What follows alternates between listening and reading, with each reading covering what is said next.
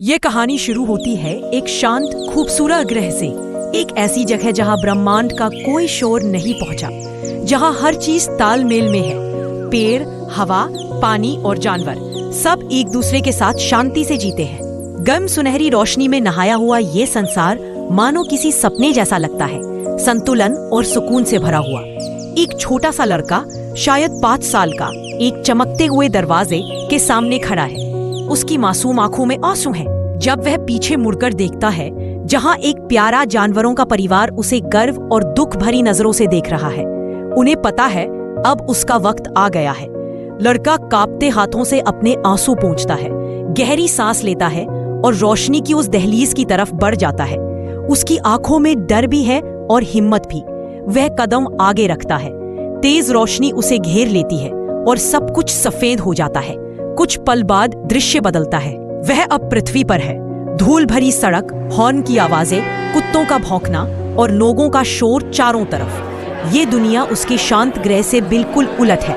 यहाँ सुकून नहीं, बस भाग दौड़ और पैसों की जंग। ये दुनिया पैसों की है, प्यार की नहीं। लेकिन फिर भी उसके चेहरे पर हैरानी और उम्मीद बाकी है। उसकी हंसी कमरे में गूंजती है, मगर बस थोड़ी देर के लिए। घर के अंदर कुछ और ही माहौल है। माँ परेशान होकर खाना बना रही है, पिता अखबार पढ़ रहे हैं और बड़ा भाई गुस्से में है। लड़के की हंसी थम जाती है जब भाई उसका खिलौना छीन लेता है।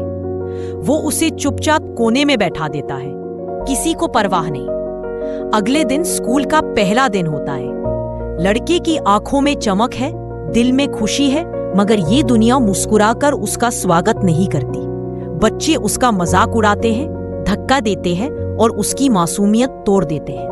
उसका भाई जो पीछे खड़ा होता है, सब देखता है मगर कुछ नहीं करता। लड़का अपने कमरे में लौट आता है।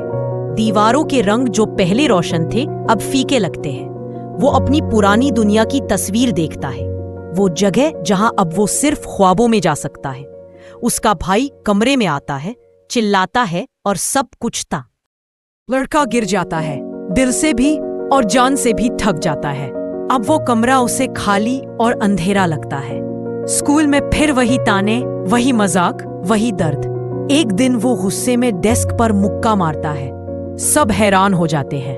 टीचर उसे सजा देती है, कागज थमाकर कहती है, लिखो। बाकी बच्चे हंसते हैं। हर दिन उनकी हंसी और तेज होती जाती है। धीरे धीरे उसकी आंखों की चमक मिटने लगती है, जैसे दुनिया उसकी सारी उम्मीदें छीन रही हो।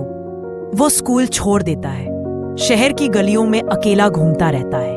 भीड़ तो बहुत है, मगर कोई उसे देखता नहीं। एक दिन उसे एक छिपा हुआ रास्ता मिलता है। वो रास्ता उसे एक पुरानी नाव तक ले जाता है। अंदर एक मोमबत्ती, एक कलम और कुछ कागज पड़े हैं। वो लिखना शुरू करता है और तभी उसके आसपास हल्की सी रोशनी फैल जाती है, जैसे उसके लफ्जों में कोई जादू हो। वो अपनी कहानियां लेकर लोगों के पास जाता है। दरवाजे खटखटाता है, मगर हर कोई उसे मना कर देता है। लोग हंस देते हैं। वो अकेला खड़ा रहता है, जैसे कोई साया हो। मगर जब वो फिर से नाव में लौटता है, एक छोटी सी उम्मीद फिरती है, जो जैसे उसे देख मुस्कुरा रहा हो। लड़का मुस्कुराता है, कलम उठाता है और लिखता है, द फॉरबिडन प्रिंस। वो नाम चमक उठता है। नदी कागज की लहरों में बदल जाती है।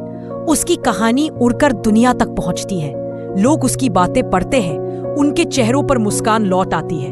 दुनिया बदलने लगती है और पहली बार जब से वो धरती पर आया है, वो लड़का सच में मुस्कुराता है। उसकी आंखों में फिर से रोशनी आ जाती है।